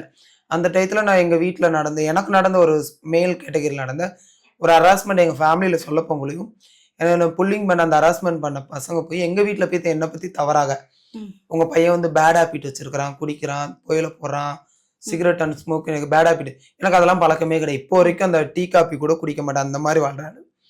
திடீர்னு எனக்கு எங்கள் வீட்டில் ஒரே பிரச்சனை ஆயிடுச்சு. என்ன இந்த மாதிரி ஆகும், அடிச்சு எங்கிட்டு அடிக்கவும் நானும் வீட்டுக்குள்ளேன்னு அவங்க ஏற்றுக்கிடலை, நானும் எங்கே போகிறதுன்னு தெரியாமல். உடனடியாக சொல்லிட்டீங்களா நீங்கள்? இல்லை நான் சொல்லலை, நான் படிக்கணும்பா அப்பா நான் இந்த மாதிரி பண்ணலைன்னு சொன்னேன். வீட்டில் எல்லாரும் ஃபேமிலிட்டு சொன்னேன், அவங்க அந்த சூழ்நிலையை ஏற்றுக்கிடலை. அப்போ அந்த பசங்க சொன்னதை ஏற்றுக்கிட்டாங்க, நான் சொன்னதை ஏற்றுக்கிடலை. அப்போ நான் ஒரு மைண்டில் செட் பண்ணி இவங்களோட இருக்கிறது எங்கிட்டாவது போய் வாழ்ந்துக்கலான்னு சென்னைக்கு வந்து ஒரு 1 டே சர்வே பண்ண என்னால முடியலை. எங்கிட்டு போகிறதுன்னு தெரியாமல் மறுநாள் நம்ம திருநங்கைகளோட ஒரு கனெக்ட் ஆகி அவங்களோட கொஞ்ச நாள் ரன் பண்ணேன். லைஃப் அந்த டயத்தில் கொஞ்சம் பீஸ்ஃபுல்லாக போச்சு, நல்லா இருந்துச்சு. அதாவது ஒரு திருநங்கையாக போகையில் ஒரு 10 ரூபா கேட்டால் அவங்களா கொடுக்குறாங்க. அது அப்போது சில விஷயங்கள் நம்ம காசு கேட்ட உடனே கொடுக்குறாங்களே, எதுக்குன்னு கூட கேட்க மாட்டேங்கிறாங்களே அப்படின்னா அப்பயே சில டாட் போகையில் 2012-13 எனக்கு ஒரு சின்ன இன்சிடென்ட் நடக்குது. நம்ம நுங்கம்பாக்கம் ரயில்வே ஸ்டேஷனில் ஒரு லேடி கீழே விழுந்துட்டாங்க. ட்ரெயினில் தவறு ஏரியில் அன்கான்சியஸாக நான் அவங்களுக்கு ஃபர்ஸ்ட் எய்ட் கொடுத்துட்டு ஆம்புலன்ஸ் வர வச்சு ஸ்ட்ரெச்சருக்கு சேஞ்ச் பண்ணல என்ன ஒரு லேடி முதுகோடு அடிச்சிருச்சு. நீ ஏன் அந்த லேடியை ஆமா நீ லேடியத்தோட உனக்கு தகுதி இல்லை. அப்போ அந்த இடத்துல இருந்த ஒரு போலீஸ் தான், நீ அதை கேட்காத, அவங்க பண்ணதுன்னு நான் கூட பண்ணல, நான் போலீஸ். அப்போ அந்த இடத்துல அவங்க யூனிஃபார்ம் பார்த்தா அந்த லேடி அமைதியாக தான் இருந்தேன். அப்போதான் என் மைண்டில் சூஸ் பண்ணேன், இந்த போலீஸ்க்கு இவ்வளோ பவர் இருக்குது. ஏன்னா நாங்களும் வெளியில் போவோம், போலீஸ் வெளியே போனால் நான் ஓடிடும் பயந்துக்கிட்டு அப்படின்னு மாதிரி வாழ்க்கையெல்லாம் வாழ்ந்த ஆளு தான். அப்படி இருக்கையில் இந்த போலீஸ் சூஸ் பண்ணால் எனக்கு நல்லா இருக்கும் அப்படின்ட்டு அம்மாங்கிட்ட போய் சொல்கிறேன், இல்லை நம்மளுக்கு அதெல்லாம் செட் ஆகாது, நம்ம இப்படி தான் இருக்கணும். அவங்க ஒரு லைனுக்குள்ளேயே கொண்டு வராங்க, எனக்கு அது பிடிக்கல. அவங்கள விட்டு 2014 வெளியே வந்துட்டு அவங்கள விட்டும் கொஞ்ச நாள் நான் கஷ்டப்பட்டேன். அவங்க எனக்கு எல்லா இடத்துக்கும் எனக்கு டார்ச்சர் கூட, அதாவது சமுதாய ஒதுக்கி பேரண்ட்ஸ் ஒதுக்கி ஒரு திருநங்கை சமுதாயத்துக்குள்ள வரேன், அந்த திருநங்கை சமுதாயமே என்ன ஒதுக்குறாங்க இந்த வேலைக்கு போகணும்னு சொன்ன உடனே. போலீஸா போகாதன்ற, ஏன்னா அவங்களுக்கு ஒரு நாளைக்கு இன்கம் நான் கொடுத்துக்கிட்டு இருக்கிறேன். அதாவது ஒரு நாளைக்கு அதான் சொல்லுவாங்களா பொன் முட்டை போடுற வாத்து மாதிரி, டெய்லி ஒரு தங்க முட்டை போடுறேன், திடீர்னு தங்க முட்டை போடல நிப்பாட்டினா என்ன ஆயிடும், அந்த மாதிரி சுச்சுவேஷன் நடக்குது. அவங்களோட வெளியில வர ஒரு 4 வருஷம் அவங்களும் எனக்கு நிறைய ஸ்ட்ரகிள் கொடுத்தாங்க. 2018 எனக்கு இந்த சூளமேட்டில் ஒரு காவல்துறை அதிகாரி இன்ஸ்பெக்டர் ஒருத்தர் அவர்கிட்ட போய் என்னோட குறைகள் சொன்னேன். அவர் ஒரு மீட்டிங் கனெக்ட் பண்ணி, இந்த பொண்ணு படிச்சுக்கிட்டு யாரோ டிஸ்டர்ப் பண்ணுறீங்களா, இனிமேல் டிஸ்டர்ப் பண்ணீங்கன்னா அவங்கள நாங்கள் இது பண்ணிக்கிட்டோன்னு அவங்க ஒரு வார்னிங் கொடுத்தோன்னே எனக்கு ஒரு ஃப்ரீடம், நல்ல ஃப்ரீடம் கிடைக்குது. உட்காந்து படிக்கிறேன். 2022 போலீஸ் ஆனால் அது கூடையிலே இந்த கோவிட் கூடையில, அந்த கோவிட்லலாம் நான் சாப்பாடுக்கு கூட கஷ்டப்பட்டேன். ஏன்னா கோவிட்ல எல்லார் வீட்லையும் ஒரு திருநங்கை இருக்கிறாங்க, அவங்க கிட்ட ஒரு நகை நட்டு இருக்குது, கொஞ்சம் சேஃப்டிக்கு வச்சிருக்கிறாங்க. எனக்கு எந்த ஒரு ஆதாரமும் இல்லை. அதனால இருக்கையில் அதை இன்ஸ்பெக்டர்கிட்ட சொல்ல அவர் மாதம் கொஞ்சம் மளிகை சாமான் வாங்கிட்டு கொடுத்து எனக்கு என்னோட வயிற்று காய விடாமல் ப்ராக்டிஸ் போகிறதுக்கு ஹெல்ப் பண்ணி, அது மாதிரி ட்ரைனிங் முடிச்சு போகிறதுக்கு டயத்தில் எனக்கு கொஞ்சம் கஷ்டம். ஏன்னா அந்த டயத்தில் எங்களுக்கு ஒரு 25,000 ரூபாய்க்கு திங்ஸ் வாங்கணும். இரும்பு பெட்டி வாங்கணும், shoe, socks, uniform, white uniform, எங்களோட திங்ஸ் மட்டுமே ஒரு 20-25,000 வந்துச்சு. அதுக்கு உதவி பண்ண கூட எங்கள் திருநங்கை சமுதாயம் யாரும் வரல. அந்த டயத்தில் என்னோட காவல்துறை அதிகாரிகள் தான் என்னை ஹெல்ப் பண்ணாங்க. ஹெல்ப் பண்ணி சென்னையிலேருந்து ஒரே ஒரு திருநங்கையா திருச்சி நவல்பட்டுன்னு ஒரு ஏரியாவில் பெண்களுக்கான காவலர் பயிற்சி, அதில் போய் ட்ரைனிங் முடிச்சுட்டு வந்தேன். ட்ரைனிங் முடிக்கிறதுக்கு முன்னாடி இந்த தீபிகா சென்னை பார்த்தது வேற. ட்ரைனிங் முடிச்சு வந்தோடனே நக்கலாக பேசின இதே சென்னை சிலர்லாம் எங்கள் மேடம் எங்கள் ஏரியா அந்த பொண்ணு, எங்கள் ஏரியா அந்த பொண்ணுன்னு வந்துச்சு. எனக்கு அதுவே மிகப்பெரிய வரம். ஏதாவது ஒரு திருநங்கே பொண்ணுன்னு ஏற்றுக்கிட்ட உலகம் இது, அதுவே எனக்கு ரொம்ப சந்தோஷமா இருந்துச்சு அந்த டயத்தில். ஏன்னா அப்போதான் நான் நினச்சேன், நம்ம எவ்வளோ கஷ்டம் இருந்தாலும் நம்மளோட ஸ்ட்ரகிளை நம்மளை ஃபேஸ் பண்ண பழகிட்டோம்னா நம்மளால சாதிக்க முடியும். அதுதான் என்னோட மைண்ட். எல்லாருக்கும் ஒரு மிக முக்கியமான வார்த்தை சொல்லியிருக்கீங்க. என்ன நீங்க எப்படி பார்த்தீங்க, நான் அந்த இடத்துக்கு வந்ததுக்கு அப்புறம் என்ன நீங்க எப்படி பாக்குறீங்க அப்படின்றது ரொம்ப ரொம்ப முக்கியம். இப்போ நீங்க பேசிட்டு இருக்கும்போது ஒரு விஷயம் சொன்னீங்க, எனக்கு அது ஞாபகத்துல இருக்கு. என்னன்னா, நான் சார்ந்திருக்க சமுதாயத்துல கூட நான் இந்த மாதிரி போலீஸா ஒரு வேலையை நான் சூஸ் பண்றேன். ரொம்ப மரியாதைக்குரிய ஒரு தொழில் தான், எந்த இடத்துலையும் தவறாலாம் போல. அப்படி சூஸ் பண்றேன்னு சொல்லும் போது கூட அவங்க அதை அனுமதிக்கல. ஆனாலும் நான் எங்கேயோ ஒரு இடத்துல முட்டி மோதி வந்துட்டேன். அந்த முட்டி மோதி வரும்போது நமக்கு யாருன்னே தெரியாத ஒரு நபர் தானே உதவி பண்ணார், அந்த அதிகாரி, போலீஸ் அதிகாரின்னு சொன்னீங்க. இன்னைக்கு நீங்க சிங்கப்பெண் சிறப்பு அதிரடிப்படையில இருக்கிறது அவருக்கு தெரியுமா? உங்ககிட்ட பேசினாரா? நான் அதை தெரிஞ்சுக்க விருப்பப்படுறேன். கண்டிப்பா அவரும் பேசினாரு. 3 பேர் எனக்கு ஹெல்ப் பண்ணாங்க அந்த டயத்துல ட்ரைனிங் போகல. ம். சோளமேட்ல இருந்த இன்ஸ்பெக்டர் ஆனந்த பாபு அந்த சார் பேரு. ம். அவர் போனதுக்கு அப்புறம் இன்னொரு இன்ஸ்பெக்டர் வந்தாரு. ம். அதாவது வெற்றி செல்வன் ஒரு சாரு. ம். அவங்க 2 பேருக்கு கீழே ஒரு உதவி ஆய்வாளரா மாரிசன் ஒருத்தர் ஒர்க் பண்ணாரு. இவங்க 3 பேருமே எனக்கு இல்லைன்னா இன்னைக்கு நான் அந்த இடத்துல கிடையாது. இவங்க 3 பேர்ல 3 பேருக்குமே தெரியும் நான் அந்த சிங்கப்பெண் சிறப்பு அதிரடிப்படையில செலக்ட் ஆயிருக்கேன் அப்படின்னு சொல்லி எனக்கு ஃபோன் பண்ணி கங்க்ராச்சுலாம் சொன்னாங்க. ஹாப்பியா இருந்தேன். ஏன்னா வந்து நம்மளை வந்து இந்த இடத்துல ஒதுக்குன ஒரு சமுதாயத்துல நம்மளுக்கு எங்க காவல்துறை சேர்ந்த ஒரு உயர் அதிகாரிகள் தான் உதவி பண்ணி இன்னைக்கு நான் வந்திருக்கேன். இதுக்கப்புறம் என்னோட சாதனைகளை அவங்க பேச கூட வேண்டாம். ஆனாலும் நம்மளை மனசுல வச்சுட்டு அங்கிருந்து ஒரு வாழ்த்துக்கள் வந்து ரொம்ப சந்தோஷமா இருக்கு. ஓகே. இதுல இன்னொரு விஷயம் ஒண்ணு இருக்கு. என்னன்னா, இயல்பாவே நம்ம ஒரு இடத்துல வந்து ரொம்ப கஷ்டப்பட்டுட்டு இருக்கோம்னா, நம்ம கூட இருக்கவங்கலாம் நம்ம எட்டி மிதிச்சு தள்ளி விட்டுருவாங்க. நம்ம ஜெயிச்சிட்டோம்னா நம்ம பின்னாடி வந்துருவாங்க. நம்மள தேடி வருவாங்க. பாத்தியா இது என் ஃப்ரெண்டு, பாத்தியா இது என் அண்ணன், என் தங்கச்சி அப்படின்னு உரிமை கொண்டாடுறதுக்கு அந்த ஜெயிக்கிற வெற்றின்னு ஒண்ணு தேவைப்படுது. இப்போ ஆப்வியஸா இப்போ உங்களை இவ்வளோ வருஷத்துல இந்த சென்னையில இவ்வளோ கடினமான சூழல்கள்ல விட்டுட்டு போன அத்தனை பேரும் உங்களுடைய வெற்றிக்கு அப்புறம், அதாவது நான் இந்த சிங்கப்பெண் அதிரடிப்படைக்கு முன்னாடியே சொல்றேன், நீங்க போலீஸ் ஆனதுக்கு அப்புறம் உங்களை தேடி வந்தாங்களா? இப்ப தேடி வராங்களா? நீங்க நிறைய இடத்துக்கு தெரிஞ்ச முகமா மாறுறீங்க. தீபிகாவை கொண்டாடுறாங்க, தீபிகாவை பெருமையா பேசுறாங்க. ஒரு வீடியோ போட்ட கூட கீழே அவ்வளோ பேர் பாராட்டுறாங்க. இதெல்லாம் பார்த்தா கண்டிப்பா வருவாங்கல்ல. அந்த மாதிரி யாராவது வந்தாங்களா? உங்க சமுதாய மக்களா இருக்கட்டும், இல்ல வேற யாராவது இருக்கட்டும்? கண்டிப்பா இதை சொல்லிதான் ஆகணும். ஏன்னா நான் போலீஸ் செலக்ட் ஆனோடனே அவங்க வந்து தெரிஞ்சுக்கிடுச்சு இந்த புள்ள இதாயிட்டா, இனிமே அவளோட கிட்ட நம்ம ஒட்டுறலாம். அவங்க எவ்வளவோ ட்ரை பண்ணாங்க, என் வீட்டுக்கு வரேன், நான் அவங்க கூட வந்து இருந்துடுறேன், நீ என் வீட்டுல வந்துரு, நான் உன்னை அப்படி பாத்துக்கிறேன் இப்படி. அதாவது உடஞ்ச கண்ணாடி உடஞ்சாதான், உடஞ்சு போனதை குப்பையில தான் போட்டுடணும். அதை ஒட்ட வச்சோம்னா அது அழகே கிடையாது, அலங்கோலம். அந்த மாதிரி என் லைஃப்ல அவங்க எனக்கு வந்து அவ்வளோ ஸ்ட்ரகிள் கொடுத்தாங்க. அதனால மறுபடியும் நான் அவங்களை ஏத்துக்கிறேன். நான் ஒரு மனப்பக்குவத்துக்கு வரல, நான் ஒரு புது கண்ணாடி என்னோட லைஃப் ஆரம்பிச்சிருக்கேன். அப்போ நான் மறுபடியும் அந்த உடஞ்சதை கொண்டு வந்து ஒட்டி வைக்க நான் ஆசைப்படலை. அவங்க எதுக்கு கூட்டாலும் நான் வரேன் வரேன் ட்ரை பண்றேன், எனக்கு வேலை இருக்கு அப்படின்னு ஏதோ ஒரு காரணம் சொல்லிட்டு ஒதுங்கிட்டு தான் இருக்கிறேன். ஓகே. அது திரும்ப ஏத்துக்க மனசு எனக்கு மனசு அந்த மாதிரியான வலியும் எதனையும் கொடுத்துருக்காங்க அப்படின்றது. இப்போ நிறைய கஷ்டங்களை கடந்து வந்திருக்கீங்க. இதுக்கு முன்னாடி பார்த்த வீடியோலயும் சரி, இன்னைக்கு இப்போ உங்கள்ட்ட பேசிட்டு இருக்கும் போதும் அந்த அந்த மாதிரியான கடினமான சூழல்களை சாதாரணமா கடந்து வர முடியுமான்னு கேட்டா முடியாது. ரொம்ப பெரிய மனதைரியம் வேணும். தீபிகாக்கு அந்த மனதைரியம் இருந்தது எனக்கு ரொம்ப பெரிய சந்தோஷம். குடும்பம்ன்றது ரொம்ப ரொம்ப இம்பார்ட்டன்ட். எல்லாருக்குமே என்னதான் நாங்க தனியா வந்து நான் தனியா சர்வே பண்றேன்னாலும் என் குடும்பம் என்னை ஏத்துக்குச்சா, என் குடும்பம் என்ன எப்படி பாக்குதுன்ற தாட் ஓடிக்கிட்டே இருக்கும். எப்படி பாக்குறாங்க, இப்ப என்ன சொல்றாங்க வீட்டுல இருக்கவங்க? ஏன்னா வீட்டுல அடிச்சாங்கன்னு சொன்னீங்க, அங்க இருந்து நீங்க சென்னைக்கு ஓடி வர வேண்டிய சூழல் வந்தது. இப்ப குடும்பத்துல எல்லாரும் எப்படி பாக்குறாங்க, எப்படி பேசுறாங்க, எப்படி அணுகுறாங்க உங்களை அப்படின்றது? ஸ்டார்டிங்ல கொஞ்சம் எல்லாருக்குமே இருக்கிற அந்த கோபங்கள் தாபங்கள் இருந்துச்சு. ஏத்துக்கிற மனப்போக்கத்துக்குலாம் அவங்க வரல. பட் நான் அந்த போலீஸ் எல்லாம் ஆனதுக்கு அப்புறம் சில விஷயங்கள் என்ன மீறி அங்க எதுவுமே நடக்கிறது இல்லை.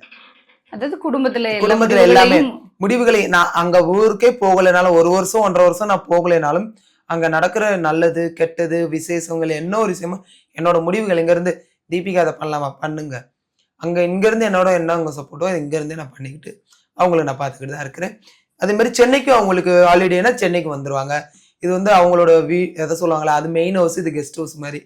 அவங்களுக்கு லீவுனா இங்க வந்துருவாங்க. வந்து இன்னும் 1 மாசம் 10 நாள் அவங்க எவ்வளவு ஹாப்பியா இருக்கணுமோ அவ்வளவு ஹாப்பியா நான் அவங்கள வச்சுதான் அனுப்புறேன். குடும்பம் ஏத்துக்கிட்டது எப்படி இருக்கு உங்களுக்கு முதல்ல? சந்தோஷமா தான் இருக்குது. ஏன்னா வந்து இன்னைக்கு ஒரு திருநங்கை வந்து ஒரு சில இடங்கள்ல இன்னமும் ஏத்துக்கிடல. அதை நம்மளே பார்க்கையில ரொம்ப கஷ்டமா இருக்குது.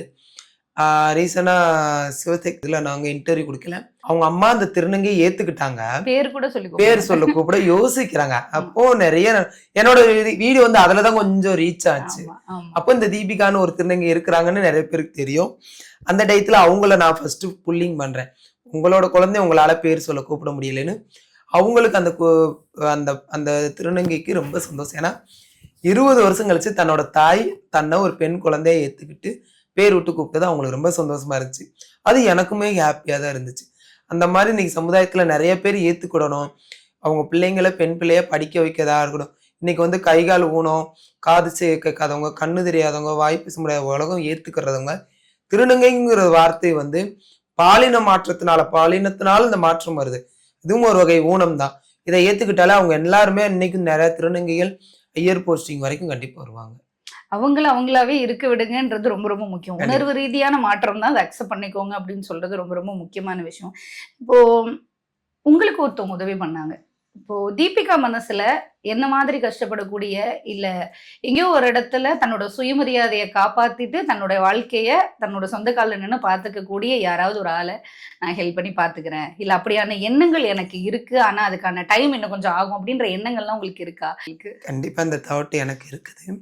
பட் எனக்குன்னு எங்க திருநங்கை சமுதாயத்துல இந்த பொண்ணுங்க இந்த மாதிரி சில முறைகள் இருக்குது. ஆமா ஆமா. ஆனா எனக்கு யாரும் இல்ல, இதுவரைக்கும் இல்ல. Okay. ஏன்னா நான் அந்த என்ன ஒதுக்குன திருநங்கை சமுதாயத்தை விட்டு நான் வந்ததுக்கு அப்புறம் என்னை வந்து டோட்டலாவே நாட்டாம படத்துல வர மாதிரி அவன் ஊரை விட்டு ஒதுக்கி வச்ச மாதிரி என்னோட லைஃப் இப்போ வரைக்கும் ஓடுது. ஆனா அதுலயும் ஒரு சில திருநங்கைகளை என்னோட அவங்களோட சக தோழியா ஏத்துக்கிட்டு இருக்காங்க. அவங்கள சார்ந்து இருக்கப்ப அவங்க பொண்ணுங்களோ பேத்திங்க முறையில இருக்கிற சில திருநங்கைகளும் என்னை ஏத்துக்கிட்டாங்க. அவங்க வீட்டுக்கு நான் அடிக்கடி போகையில என்னை பார்த்து அவங்க இன்னும் ஆசைப்படுறாங்க. இந்த அம்மா மாதிரி நான் படிக்கணும், இந்த அம்மா மாதிரி நான் வேலை பார்க்கணும், இந்த அம்மா மாதிரி நான் இப்படி இருக்கணும்னு சொல்லி அவங்களுக்கு ஒரு இம்ப்ரெஷனா நம்ம இருக்கிறது. அதுக்காண்டி அடிக்கடி அந்த வீட்டுக்கு நான் போயிட்டு வருவேன். ஏன்னா நம்மளை பார்த்து ஒரு 4 பேர் வெளியில வந்தாலும் எனக்கு ஒரு சந்தோஷம். நான் தூக்கி விடணும்னு ஆசைப்படுறேன். பட் எனக்கிட்ட என்ன சார்ந்த திருநங்கைகள் யாரும் இல்ல. ஏன்னா நான் இந்த சென்னையில அதாவது சிங்கிள் பேரண்ட் மாதிரி சிங்கிள் டிரான்ஸ்ஜெண்டரா நான் சர்வே பண்ணி இந்த சாதனை எடுத்திருக்கிறேன். அப்படி இருக்கையில எனக்கு என்ன சார்ந்து வர திருநங்கைகளை கண்டிப்பா நான் வந்து தவறான வழியில பயன்படுத்த விட மாட்டேன். படிக்க வைப்பேன், கண்டிப்பா அவங்களை பெரிய போஸ்டிங் போக வைப்பேன். அதே மாதிரி என்ன சார்ந்து இருக்கிற திருநங்கைகளுக்கும் நான் அந்த உதவியை கண்டிப்பா பண்ணிக்கிட்டு இருப்பேன், இனிமேலும் பண்ணுவேன். ஓகே. நான் இந்த வீட்டுக்குள்ள வந்தோன்னே உங்ககிட்ட கேட்டேன், தனியா தான் இருக்கீங்களா அப்படின்னு கேட்டேன். எல்லாராலையும் தனியாலாம் இருக்க முடியாது. நம்ம சொல்லிடல, நான் தைரியமா இருக்கேன், போருப்பா எனக்கு யாருமே வேணாம், தனியா இருக்கிறதே நிம்மதியா இருக்கேன். ஆனா தனியா இருக்கும்போது, இந்த 4 செவரை பார்த்துக்கிட்டு இருக்கும்போது, இந்த வீட்டுக்குள்ளேயே நம்மளை சுத்தி பார்க்கும்போது நிறைய வருத்தங்கள் இருக்கும், நிறைய எண்ணங்கள் ஓடும். தீபிகா அந்த மாதிரியான நாட்களை நிறைய கடந்திருப்பாங்க, நேரம் நிறைய ஓடி இருக்கும் அப்படின்னு. எப்படி கடக்குறீங்க? என்ன தோணும் அந்த மாதிரி டைம்ல? இது கண்டிப்பா சொல்லிதான் ஆகணும். எனக்கு கொஞ்சம் கடவுள் நம்பிக்கை அதிகம் உண்டு. நீங்க போய் பார்த்துக்கலாம், வீடு சுத்தி நிறைய சாமி போட்டோ தான் இருக்கும். என்னோட பெட்ரூம்ல கூட ஒரு குதிரை ஓடுற மாதிரி, நைட்ல ஓடுற மாதிரி ஒண்ணு வச்சிருப்பேன். காலையிலன்னு சொன்னா அவங்கள பார்த்துருவேன். எனக்கு அதுவே ஒரு அதாவது வாயிலா ஜீவனே வந்து ஒரு காட்டுக்குள்ள தனியா சர்வே பண்ணல. நான் நல்லா வேலை பார்க்குறேன், நல்லா இது பண்றேன், இந்த சொசைட்டில என்னால சர்வே பண்ண முடியாதா அப்படின்னு எனக்குள்ள ஒரு மைண்ட் டாட் ஓடும். அதே மாதிரி தனியா இருக்கிறேன்னு சொல்லி ஃபீல் பண்ணது இது வரைக்கும் இல்லைன்னு சொல்ல மாட்டேன், இருந்துச்சு. அது எப்படின்னா, எனக்கு உடல் ரீதியா ஏதோ ஒரு பாதிப்பு ஏற்பட்டு தனியா இருக்கையில, இப்ப நான் ஹெல்த்தா இருக்கிறேன், நான் ஓடுறேன் வாடுறேன் அங்க போறேன் இங்க போறேன், பட் ஒரு ஃபீவர் வந்து ஹெவி ஃபீவரா வந்து என்னோட பெட்ரூம் விட்டு வெளியில வராதப்ப நான் தனியா ஃபீல் பண்ணி அழுதுருக்கேன். எனக்கு ஒரு தண்ணி வச்சு கொடுக்க கூட யாரும் இல்லையே அப்படின்னு, சாப்பாடு செஞ்சு கொடுக்க ஆள் இல்லையே. ஆனா பட் அப்ப கூட நான் யாரு உதவியும் எதிர்பார்க்க மாட்டேன். பொறுமையா இருந்துச்சு போய் என்னோட கிச்சன்ல நின்று பொறுமையா ஹாட் வாட்டர் வச்சு குடிச்சிட்டு பொறுமையா நானே நடந்தே போயிட்டு, யாராவது எனக்கு ஃபீவரும் பேச முடியல, இதான் என்னோட ஃபர்ஸ்ட் வார்த்தை. நல்லா ஜாலியா பேசுறாள், பொறுமையா போய் ஹாஸ்பிட்டல் நான் யாருக்கிட்டையும் எதுவும் பேச மாட்டேன். அதிகபட்சம் ரொம்ப முடியாத பட்சத்தில் அவசரம் வரனாங்க மட்டும் ஃபோன் அடிப்பேன். நான் கொஞ்சம் இதா இருக்குது, ஏதாவது கஞ்சி கிடைக்குமா, அவங்களும் அவங்க கூட பிறந்த சிஸ்டர் மாதிரி நினைச்சு அவங்களும் அதை கொண்டு வந்து கொடுத்துருவாங்க. அதே மாதிரி நான் நல்லா இருக்கையில வந்து வீட்டுக்குள்ளேயே இருக்க மாட்டேன், சத்தியமா இருக்க மாட்டேன். ஏன்னா தனியா தான் இருக்கிறேன். டியூட்டி முடிச்சு வந்த உடனே நான் நேரம் என்ன பண்ணுவேன், மொபைல்லாம் தூரம் ஓரமா வச்சுட்டு ட்ரெஸ் சேஞ்ச் யூனிஃபார்ம் அந்தானே நான் மாத்திருவேன். எங்க டிபார்ட்மெண்ட் எல்லாம் பொறுத்தளவு யூனிஃபார்ம் மாத்திரம்னு ஒரு லோயர் டிஷர்ட் போட்டு கொடுவாங்க. எங்க போலீஸ் தெரியும், ஆனா எனக்கு அப்படிலாம் இருக்கணும்னு தெரியும், நம்ம போலீஸும் தெரியும். அதுக்கு வீட்டுக்கு வந்து அதே ஆம்பளை மாதிரி பேண்ட் சட்டையே போட எனக்கு அது பிடிக்காது. வீட்டுக்கு வந்து ஒரு சுடிதார் எடுப்பேன், ஒரு சோசியல் மீடியால ஒரு சின்னதா வீடியோ போடுவேன், ஒரு சாரி கட்டிட்டு அப்படியே ஒரு பொறுமையா ஒரு வாக்கிங், அப்படியே பார்க் பக்கமா அப்படியே போயிட்டு எங்கெல்லாம் தோணுதோ காலு, அதான் ஒரு சொல்லுவாங்கல்ல கால் போன போக்குங்கிற மாதிரி சாம அப்படியே போயிட்டு இப்பதான் ரிலாக்ஸ்டா இருக்குது, உலகத்தையும் பார்த்தாச்சு, அப்படியே வந்து ரெஸ்ட் எடுத்துட்டு நான் எனக்கு கூட இதுதான் என்னோட ஷெடியூலாவே ஓடுது. ஆனா இப்போ இருக்க இந்த ஷெடியூல்ல என்னோட ரெஸ்ட் டயத்துல இப்போ இருக்க மீடியாங்களுக்கு நிறைய இன்டர்வியூ கொடுத்துக்கிட்டு இருக்கனால இது ஒரு ஹாப்பியா தான் தோணுது. ஏன்னா வந்து இந்த இன்டர்வியூ ஏன் இது கொடுக்கறது எனக்கு ஹாப்பியா இருக்குன்னா, நான் ஒரு சோசியல் மீடியால நல்லா தெரியுறேன், நான் இந்த பிளாட்ஃபார்ம்ல இருக்கிறேன், சிங்கப்பன் ஸ்பெஷல் கோர்ஸ்ல இருக்கனால நான் ஒரு அவேர்னஸ் கொடுக்க போகலே அவங்க டீச்சர்ஸ்கிட்ட அந்த சில்ட்ரன் சொல்றாங்க, மேம் இந்த மேடம் பேர் தீபிகா, இவங்க போலீஸா இருந்து இந்த மாதிரி வந்திருக்காங்கன்னு அவங்களே என்ன இன்ட்ரடியூஸ் பண்ணிடுறாங்க. அப்போ இன்னும் நல்லா ரீச் ஆயிட்டேன். இதுவே எனக்கு ஒரு நல்ல ஒரு ஆப்பர்ச்சுனிட்டி தான். இதையுமே நான் ஒரு ஹாப்பியா தான் எடுத்துக்கிறேன். நான் இன்ன வரைக்கும் நான் தனியா இருந்தேன்னு ஃபீல் பண்ணதே கிடையாது. இப்ப இந்த அரசாங்க மாற்றம்னு இருக்குல்லையா, எல்லாருக்குமே இப்படி ஒரு அரசாங்கம் வந்ததுல வந்து ஒரு மிகப்பெரிய அதிர்ச்சி. என்னப்பா இப்படி நடந்துருச்சு, என்னப்பா இப்படி நடந்துருச்சு அப்படின்னு. ஏன்னா 60 ஆண்டு காலமா நம்ம வந்து அதிமுக, திமுகன்ற இரு கட்சிகள்ல தான் இருந்தது. இப்போ புதுசா புதிய மாற்றம் கிடைச்சிருக்கு. தாவேகா அரசாங்கம் வந்திருக்கு. இந்த அரசாங்கத்தின் மேல நிறைய சந்தேகங்கள் வைக்கிறாங்க. சிங்கப்பெண் சிறப்பு அதிரடிப்படை மேல மிகப்பெரிய சந்தேகங்கள் வைக்கிறாங்க. சரியா செயல்பட்டுருவாங்களா அப்படின்லாம் வைக்கிறாங்க. நீங்க எப்படி பாக்குறீங்க இந்த அரசாங்கம் புதுசா அமைஞ்சது? உங்களுக்கு என்ன தோணுது அரசாங்கம் அமைஞ்சது? இது வந்து நான் மக்களுக்கு தான் அந்த கருத்தை சொல்லுவேன். ஏன்னா ஒரு புதிய ஒரு ஆட்சி மாற்றத்தை நீங்க தான் கொண்டு வந்திருக்கீங்க. ஆட்சி மாற்றத்தை கொண்டு வந்தேன்னா ஒருத்தங்க சந்தேகப்படக்கூடாது. அதே மாதிரி இப்ப சிங்கப்பெண் டீம் அவர் வந்து ஓபன் பண்ண உடனே நாங்க யாருமே வந்து போய் ஒரு ரெஸ்ட் எடுத்தோ ஓரமா ஒதுங்கியோ வாழல். எங்களுக்கு கொடுத்த பணிகளை சிறப்பா செஞ்சுட்டு வரோம். அதாவது 100ல ஒரு தவறுகள் எங்கேயோ ஒரு மூலையில் நடக்கலாம். ஏன்னா வந்து எங்களுக்கு சேஃப்டியும் இருக்குது. இது வரைக்கும் தமிழ்நாட்டுல பாத்தீங்கன்னா நிறைய வந்து அவேர்னஸ் கொடுத்துக்கிட்டு இருக்கிறோம். எங்களை பார்த்தாலே சில இடத்துல புல்லிங் நடக்குது. ஒரு பொண்ணை வந்து த்ரெட்டன் பண்றான், ஃபாலோ பண்ணி டார்ச்சர் பண்றான் அப்படின்னாலே அவங்க எங்களுக்கு கால் பண்ணோட அடுத்த 10 செகண்ட் அங்க போயிடுறோம். அப்ப எங்களை பார்த்தோன்னா அந்த அக்யூஸ்ட் ஓடுறான். அதுலயே எங்களோட திறமைகள் தெரிஞ்சு போச்சு. ஆல்ரெடி உங்கள்கிட்ட சொன்ன மாதிரி தான் நாங்க வந்து சென்னையில வந்து ஃபர்ஸ்ட் கேஸ் வந்து ஒரு உமன் கேஸ் ஒன்று போட்டோம். அது போல ஒரு போக்சோ கேஸுமே நாங்க தான் போட்டோம். 2 கேஸுமே எங்களோட சென்னையில எங்க டீம் தான் போடுது.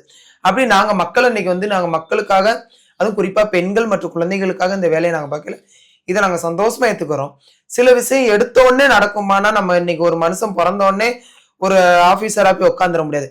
ஒரு வளரணும், ஒரு ஸ்கூல் போகணும், ஒரு ஹை ஸ்கூல் போகணும், ஒரு ஹையர் செகண்டரி ஸ்கூல் போகணும், காலேஜ் போகணும், அடுத்து எக்ஸாம் பாஸ் பண்ணி அது மாதிரி அதுக்கும் சில நேரங்காலங்கள் வரும். கண்டிப்பா எங்க சிங்கப்பெண் சிறப்பு அதிரடிப்படையோட மாற்றங்கள் என்ன கூடிய விரைவில் நிறைய உங்களுக்கு தெரியும். அப்போ ஸ்பெஷல் ஃபோர்ஸ் வந்துட்டாங்க அப்படின்னு உங்களுக்கு ஒரு தைரியம் வரும். இந்த அரசாங்கம் உங்களுக்கு எந்த அளவுக்கு ஃப்ரீடம் கொடுத்துருக்காங்க, அது ரொம்ப முக்கியமா கேட்கணும் அப்படின்னு நினைக்கிறேன். கண்டிப்பா எங்களுக்கு வந்து இந்த சிங்கப்பெண் ஸ்பெஷல் ஃபோர்ஸ்ல வந்து ஃபுல் பவர் கொடுத்துருக்காங்க. ஆனா அதுலயும் எங்களுக்கு சில இன்ஸ்ட்ரக்ஷன் கொடுத்துருக்காங்க. நம்ம விசாரிக்கிற அந்த பர்சனோட அந்த நடந்த சம்பவம் உண்மைத்தன்மையா இருந்துச்சுன்னா கண்டிப்பா அந்த குற்றவாளிக்கு தண்டனை. அதுவே பொய்யான போறாருன்னா அந்த நிரபராதி கண்டிப்பா தண்டிக்க கூடாது. அது எங்களுக்கு கொடுத்த இன்ஸ்ட்ரக்ஷன். ரொம்ப முக்கியமானது. நிரபராதிகள் தண்டிக்கப்படக்கூடாது அப்படின்றது ரொம்ப ரொம்ப முக்கியமான விஷயம். ஏன்னா இப்போ வந்து சும்மா ஈகோக்காக எல்லாம் கேஸ் போட்டு உள்ள தூக்கி போடுற நிறைய சம்பவங்களை நம்ம பார்த்துருக்கோம். அந்த மாதிரியான விஷயங்கள் நடக்காது அப்படின்றத நம்புறோம். எல்லாரும் கேட்குற கேள்விதான், சிஎம் உங்களை சந்திச்சாங்களா, நீங்க சிஎம் போய் சந்திக்கிறதுக்கான வாய்ப்பு கிடைச்சதா, இல்லை ஏதாவது அப்படி ஒரு இது நடந்திருக்கா, நடக்க போறதுக்கான ஏதாவது ஒரு இது இருக்கா? இல்ல இதுவரைக்கும் அவர் சந்திக்கல. ஓகே, அதுக்கான வாய்ப்பு இருக்கான்னு எனக்கு தெரியல. நான் அதை பத்தி யோசிக்கல. என்ன பொறுத்தல வந்து நான் சாதிக்கணும்னு ஆசைப்பட்ட திருநங்கை. நான் சாதிச்சுக்கிட்டு இருக்கேன். என்னோட சேவையை மக்கள் செஞ்சுக்கிட்டு இருக்கிறேன். கண்டிப்பா அது ஒரு வாய்ப்பு கிடைச்சா கண்டிப்பா சிஎம் சார் போய் நான் பார்க்க, அவங்க வாய்ப்பு கொடுத்தா எங்க ஐயர் ஆபீசரும் அதுக்கு வாய்ப்பு கொடுத்தா கண்டிப்பா நான் போய் பார்த்துட்டு வருவேன். இவ்வளவு தூரம் வந்திருக்குது எனக்கு ரொம்ப பெரிய சந்தோஷம். ஃபைனல் கொஸ்டினா இதை கேட்டு இதை முடிச்சா கம்ப்ளீட் ஆகும்னு நினைக்கிறேன். போலீஸ் ஆகணும்னு நினைச்சீங்க, போலீஸ் ஆயிட்டீங்க. 5 வருஷம் அதுல ஒரு விஷயம் நடந்துகிட்டே இருந்தது. உங்களுடைய சமூக சேவை நடந்துகிட்டே இருந்து நீங்க எந்த அளவுக்கு வேலை பார்த்துருக்கீங்க, சமூகத்து மேல எந்த அளவுக்கு அக்கறையா இருக்கீங்கன்றத வச்சு இன்னைக்கு சிங்கப்பெண் சிறப்பு அதிரடிப்படையில உங்களுக்கே தெரியாம செலெக்ஷன் ஆகி இன்னைக்கு ட்ரைனிங் முடிச்சு ஜாயின் பண்ணீங்க. அடுத்த கட்ட இலக்கா தீபிகா என்ன வச்சிருக்காங்க? கண்டிப்பா வந்து இதை சொல்லிதான் ஆகணும். என்னோட படிப்பு ஹையர் ஸ்டடி படிக்கணும், ஒரு உதவி ஆய்வாளர் ஆகணும். கண்டிப்பா அந்த முயற்சியில இருக்கிறேன். கண்டிப்பா அடுத்த ஒரு இன்டர்வியூ உங்களுக்கே நான் ஒரு உதவி ஆய்வாளரை கண்டிப்பா கொடுப்பேன். நாங்க ரொம்ப ஈகரா வெயிட் பண்றோம். என்ன அப்படின்னா, எந்த இடத்துலயும் நீங்க வந்து சோர்ந்து போகாம திரும்ப இன்னைக்கு தீபிகாவை சிங்கப்பெண் சிறப்பு அதிரடிப்படையில பார்த்தது இன்னும் ஹையர் பொசிஷன்ல நாங்க பார்ப்போம். அப்பாயின்மெண்ட்காக நிறைய தடவை கால் பண்ற ஒரு நேரம், அந்த மாதிரியான ஒரு சூழலை வந்து தீபிகா உருவாக்கிக்குவாங்கன்ற நம்பிக்கை எனக்கு இருக்கும் பேசின விதத்துல. ஏன்னா அதுக்கான முயற்சிகள் முழுசா நீங்க தான் போடுறீங்க. வாழ்த்துக்கள் உங்களுக்கு முதல்ல. இன்னும் நீங்க சிறப்பா செயல்படணும். இந்த சமூகம் உங்களை நம்பி ஒரு மிகப்பெரிய பொறுப்பை உங்க கையில கொடுத்துருக்கு. அதுக்கு நீங்க வந்து ரொம்ப ஹோப்ஃபுல்லா இருப்பீங்க அப்படின்னு நாங்க நம்புறோம். ரொம்ப பெரிய வாழ்த்துக்கள் முதல்ல first. Thank you so much. Thank you.